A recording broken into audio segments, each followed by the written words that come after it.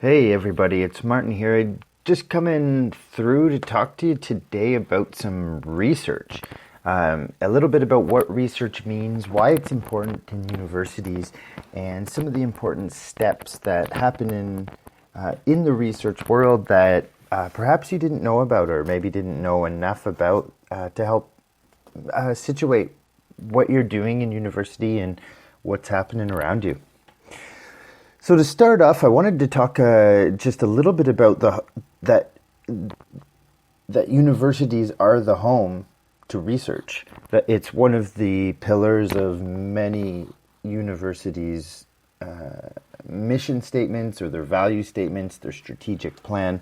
They exist to provide not only teaching but research capabilities. And each prof has their own share of research responsibilities. So inside the university system, professors are hired to do research, they're hired to teach some courses, and they're hired to do, in some cases, some admin community work, working within, student affairs or providing some community opportunities for people. So it's really a multi-pronged job that they have, but one of the main ones is research, and that's how they get credited to get their jobs in the first place, through doing a PhD. But university isn't the only place that research exists. It's among us all the times, and we probably are benefiting from a lot of this research without even really knowing or knowing how in-depth it's happening.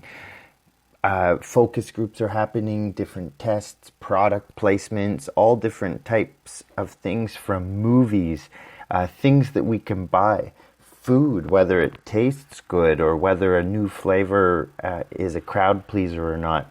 Our medicine is all tested through rigorous research to be able to sell it on the market, and even fashion and style are piloted and seeing what people think, or showing some designs, especially at fashion shows or something, where a particular buyer, a number of products come up and down the runway, and a buyer gets to choose which one makes it to market. So there's research happening all the time.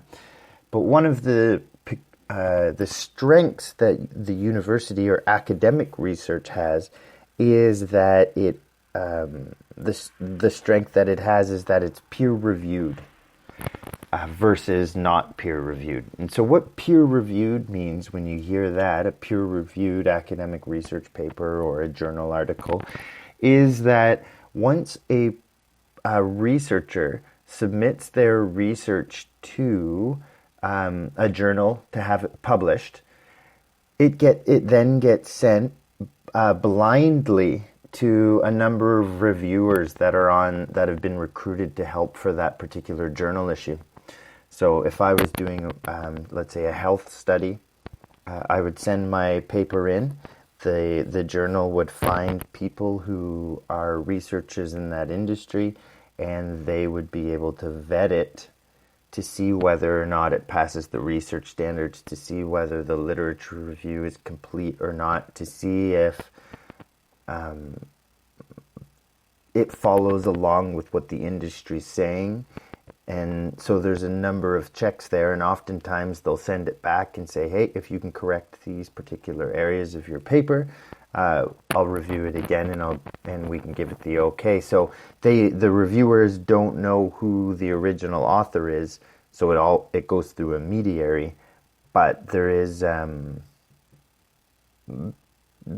steps in place so that the research that's coming through in journals is of a sophistication and an expectation of professional research. Now, the next topic that I wanted to talk about is if all this research is happening, who funds it and how does it get used? Well, a lot of the research that's happening right now is funded by government grants or community grants or different agencies that have money in order to spend it on research, both for advancing advancing their cause, providing literature into the thing. So I'm thinking of something like the Canadian Cancer Society. They might have a bit of money set aside to do research into Canadian-specific research on cancer. So that would be something that they either through fundraising or that they got through grants themselves. The government itself often does research as well. For their policies, there's, I guess, an implicit directive that would say that the government should be doing what's modern science says the best way to spend money or to allocate resources. And so the government itself has to have some sort of research that it relies on. It often has their own researchers, but it relies heavily, and that's why universities are so heavily funded by the government, so that they can rely on one another to inform what the best way forward for spending the government money. But I would say that this does have its drawbacks, and the critique is that different research areas get focused more on when certain governments are in control. So if a particular political party isn't interested in having, say, social services, well, they might not fund the research into whether or not social services are improving the lifestyle of the people. So having the government set the funding agendas often can lead to having whatever call that they would want to put through as far as their policies go. Now, the other way that research gets funded is through business.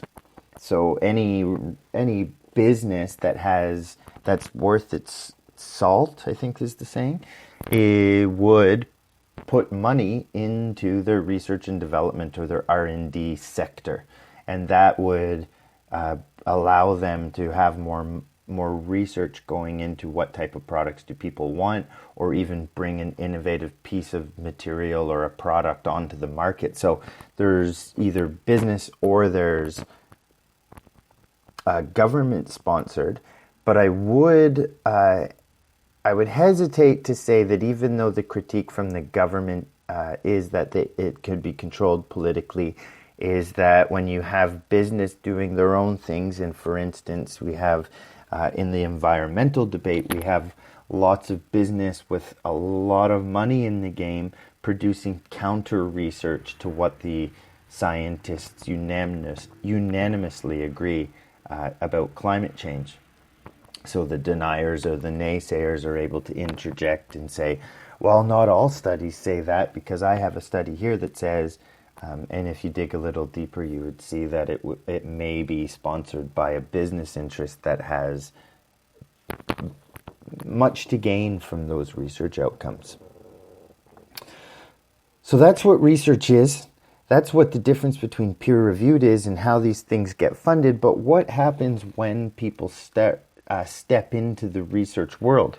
There's plenty of jobs out there for people who are interested and have a little bit of a research inclination, that it's important to learn and it's important to study and own those skills when you're going through the university, your 4-year university training. So they typically start with a research question, and that research question could have many different places that it originates. So your professors or professional researchers will have gone through extensive training in order to get their current position as a researcher. So in the sake of many of your professors, they would have done an undergraduate degree like yourself. They would have gone on to do a master's degree, which is usually about a 2-year project, research project, where they get introduced into the skills of research. And then a PhD project that is quite a bit larger in scope and usually takes the quick people 4, the average people 5, and people with some delays, personal, institutional, or even research-based, can take 6 years or so. Although some people take quite a bit longer than that. Some people, it's a whole life experience. So these people are highly trained in what you can imagine going through 6 years of a particular topic in research, that you would know the ins and outs of that research area quite well, and would probably be able to have identified some research questions along the way that you put aside. So the research is driven by a research question that may just be already known or learned to the researcher. The researcher themselves often networks, goes to conferences, is business pals with other people in that industry, so they're sharing knowledge, having conversations, and through that they either get their own research questions and can take their avenue themselves, or there's a lot of collaboration that happens in the research. So I might, if I were in those shoes, I might even at a conference suggest to, say, a person that goes to another university, University of Toronto, and say, hey, what do you think about this? And talking over dinner, and maybe we make an agreement to start a research project together. And so there's a couple more names with a couple more research strengths in the fold of that particular project.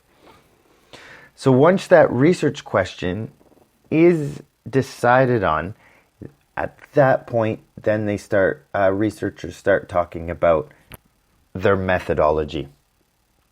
Now that we have this question, what's the best way to solve it? It's not a question of how are we going to solve it, it's what is the best way. Are we going to do something that the researchers call deductive or inductive? Deductive or inductive. Now, the deductive approach usually begins with a hypothesis. The emphasis is typically on causality and falls a little bit further down the spectrum that you may have heard of between quantitative and qualitative. So a deduction is, I think this is going to happen. Let's run some tests to see if my suggestion is accurate. Where the inductive approach is taking a pretty blank slate and letting the actors, or in the qualitative approach, the people suggest what the new theory or what the outcome is going to be. So if I can put this into some practical terms, I want to know... Oh, I haven't thought of one, and it's going to take me too long to think of a good one off the top of my head. But inductive versus deductive falls fairly similar on the lines of deductive quantitative, inductive qualitative, is more driven by surveys, focus groups, hearing people's stories, where the deductive quantitative approach is usually numbers-based. But it's not just the researchers deciding for themselves what they're going to do. Their research methodology is often guided by past research, past theory. There's a whole branch of science, say economics, that fall under a more deductive approach. And so if you were going to publish some research into an economics journal, maybe having a focus group and asking people what they think of the economy isn't the right approach. They would be looking for something a little bit more concrete or analytic, logical. So choosing this method based on how people have done things in the past is a great way to add to the science. So one of the things about science is, or the scientific method, is that the project should be repeatable, if it were indeed science. But just basing things off of past research and past theory does tend to keep the ball rolling along a certain vein. You can imagine how difficult it is for people who are trying to change the entire paradigm or how people think. It's hard to get your voice heard. You could imagine like what Galileo felt like when he had to try and convince his contemporaries at the time that the Earth went around the sun. Now, that wasn't an idea that had existed in the past.